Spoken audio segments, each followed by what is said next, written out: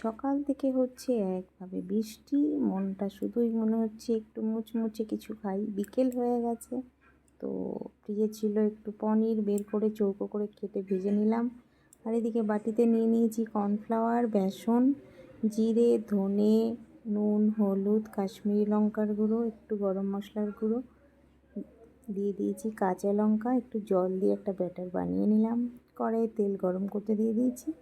আর এদিকে ভেজে রাখা পনিরগুলো ব্যাটারে মাখিয়ে মাখিয়ে গরম তেলে দিয়ে দিলাম। গ্যাসটা সিম করে ভাজতে হবে, তাহলে বেশ মুচমুচে হবে। দু পিঠ উল্টিয়ে লাল লাল করে ভাজা হয়ে গেছে, এবার তুলে নেব। আর বৃষ্টির দিনে একটু মুচমুচে কিছু না খেলে কিছুতেই মনটা ভালো হয় না।